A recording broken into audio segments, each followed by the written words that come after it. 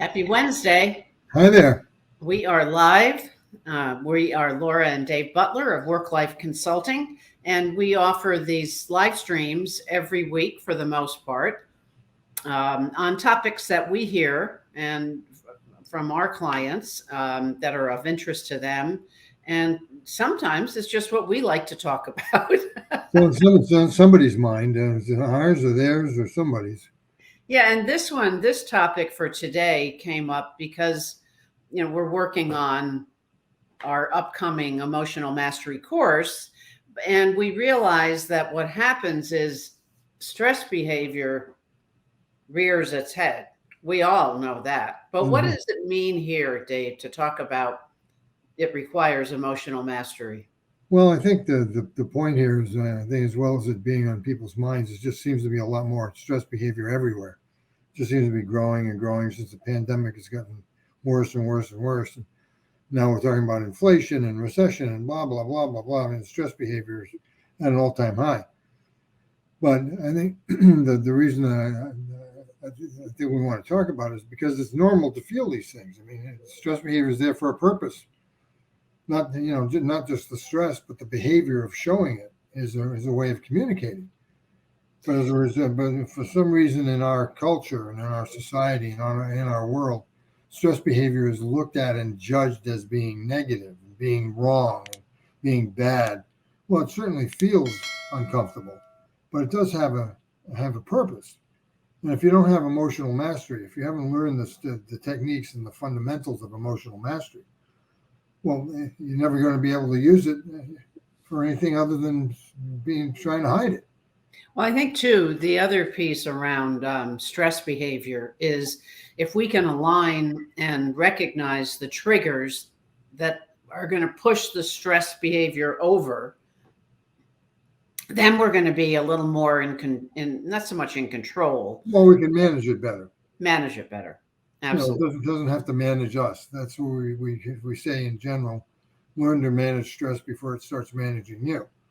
Now, it's like anything else. If it gets in the way of your life and you can't do the things you want to do, then it's a problem.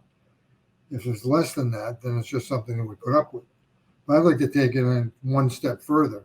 You and I have been working on an article for Life Science Leader magazine called Look Beyond the Strengths to the Motivators.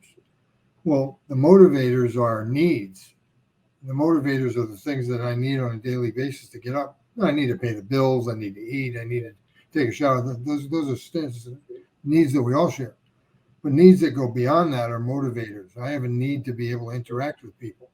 I have a need to be able to feel like I win. I have a need to be able to solve problems. Those kinds of needs, when they're met, dampen down the stress behavior because I feel like I'm more in control of not only myself, but what I'm doing.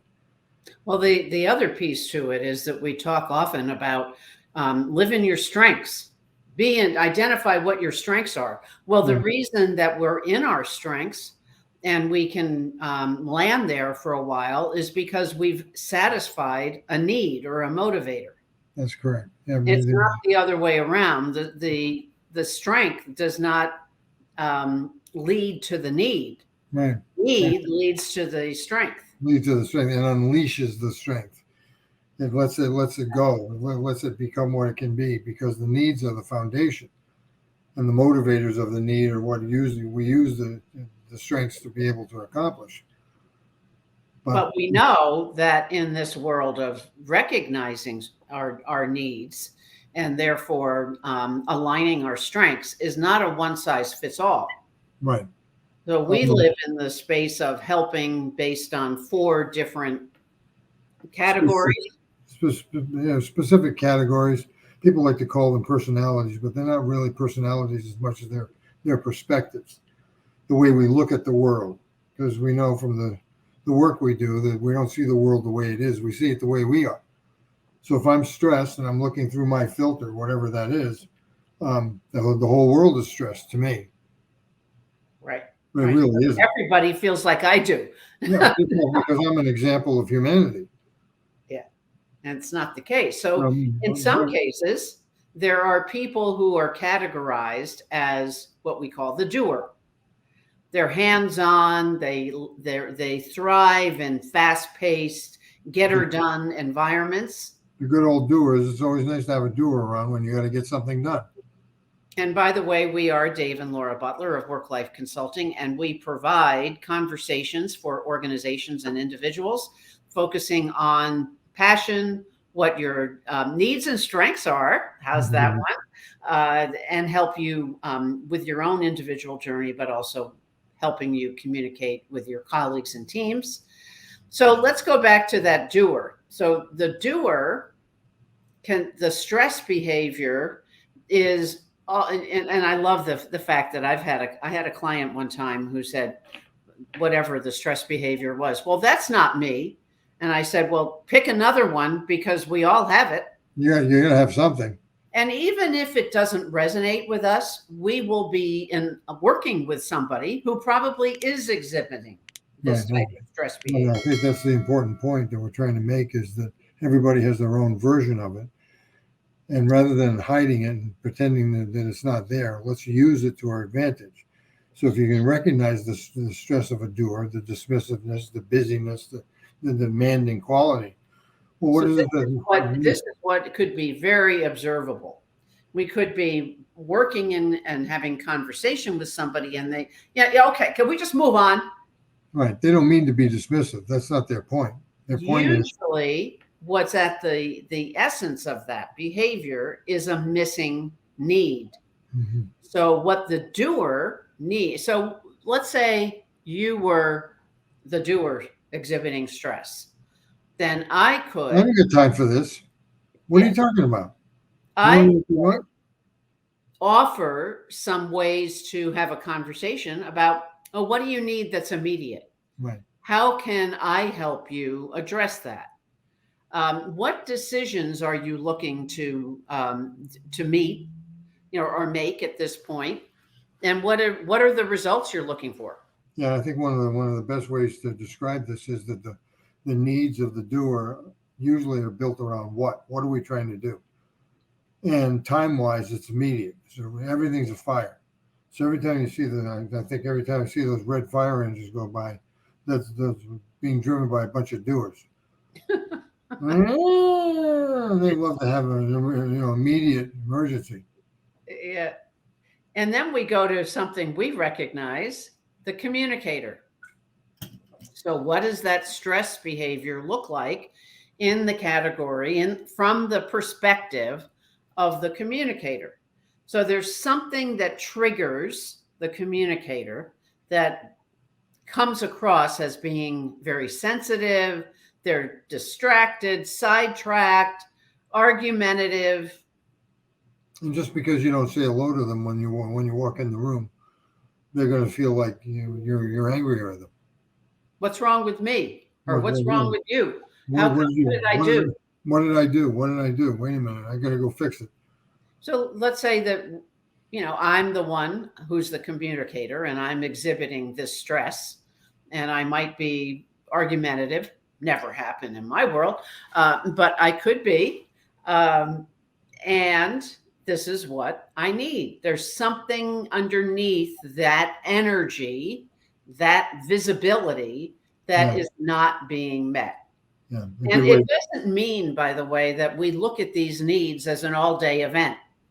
This could be 15, 20 minutes that we have that connection. Maybe it's a positive relationship who's giving kind of how are you doing today? Or things, things seem a little tense with you. Yeah, what's up?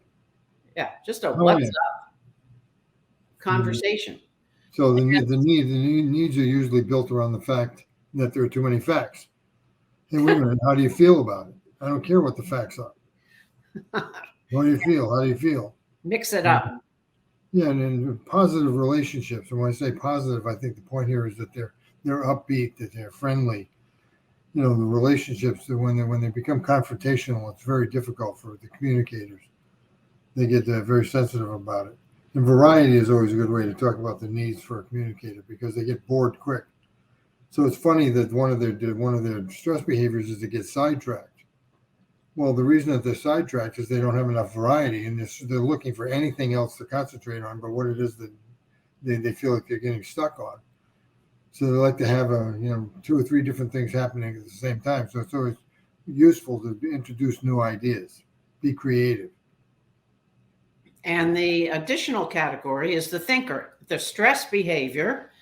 I know this one pretty well. Withdrawn, the indecisions about too many decisions. The day gets loaded with them. The plate gets overflowing with them. So it causes, with this category, this, oh my, I'm never going to be able to do it all. The pessimism. Yeah, And I think another quality of stress behavior is when you point it out to the person who's having the stress reactions, they'll usually say, "No, I'm not." mm-hmm. It's almost like it's a one-way vision. Suddenly you're withdrawn. Well, what do you mean I'm withdrawn? I'm not withdrawn. Well, I think that's an interesting point, because not everybody, I think the doer loves to, not loves, but will handle having that pointed out much better than the thinker, because it gives the thinker another thing to think about. So we don't want to add all of that onto their plate, but what we want to provide them is get back away. Don't even say anything like, you seem to be ... Don't even go there. Just let them go. Give them a chance to look at what are all the pieces that are on my plate that are causing me confusion. Right. Why don't you take 10 minutes and go review this, and then we'll pick it up and talk about it later. Right. So just give plenty of time. There's no rush. It's not immediate. So you see, there's a time quality, just like there's a time quality to the doer. The time quality for the communicator is sort of the broad present in general, but the time of the thinker is the future. They're not thinking about the past. They're thinking about what else could we do? What's coming next? What do we see? What's the big picture? So they need time. They need insights. They need the big picture in order to be able to do the thinking that they like to do. And then the final one is the analyzer. And in this category, the stress behavior could be, they don't have enough information, so it's rigid. Yeah, they shut it down. Let's just stop right here. Or they may not be adaptable to a new way of doing things, because they don't have enough information on why are we doing this. Right. So they appear insistent on something that even seems. Yeah, or very cautious or overly cautious. Right. There's a need for caution. Let's go back to the rule book. I'm going to look up the rules, because I know that there's a rule here somewhere that I can use. Exactly. So, well, and the other point is, we have a colleague on the call who's saying if the doer is self-aware, they will recognize their needs. I think that's a really good point. And it's also a good point for all of these categories. Why we need emotional mastery. And which is still based on self-awareness and self-management, but without the ability to understand that. Our colleague Jeff says, understanding your Berkman profile. Exactly, Jeff. That's, the tool of choice when we get to having this information, because quite often we don't have the information that we, to understand what our needs and stress are. Yeah, I like his use of the word triggers too, because if you know what your triggers are, you don't necessarily have to pull them. Exactly. If you know where they are, you can put a little, like a trigger guard on it. You don't have to let other people pull it either. So the analyzer, what are the needs for the analyzer? Details, lists, data. It's always going to be, give me more information so that I can make the assessment and the judgment. Right. Yeah. Jeff and I were talking about that just recently, because we have a client was suggesting, he has needs in this area. He needs to have all the details. So I think, Jeff, we should review every piece of the conversation so far, make a list out of all the possibilities, and give him all the data that he could possibly ever need. And then say, here you go, make a plan. Absolutely. So with all this said, we're going to wrap it up for this conversation, and be on the lookout for the additional information about this upcoming program, which will bring all of this information together. You can also go to our website, which is worklifeonline.com, on the bottom of the page here, and you can sign up either for our to join our list and receive additional information, but you can also take a 2-minute quiz that will show you, exactly where are you at? How emotionally smart are you? So that you can, get an assessment of where you fit in this discussion. And again, we are Dave and Laura Butler, and we provide coaching and conversation support to individuals and organizations on a variety of topics such as this one. And we help you get your needs met. Yeah, and we will help you get your needs met. So thanks so much for listening, and leave us a comment on what are some of the things you recognize in yourself, but also any other conversations you'd like us to focus on moving forward. Thanks for listening.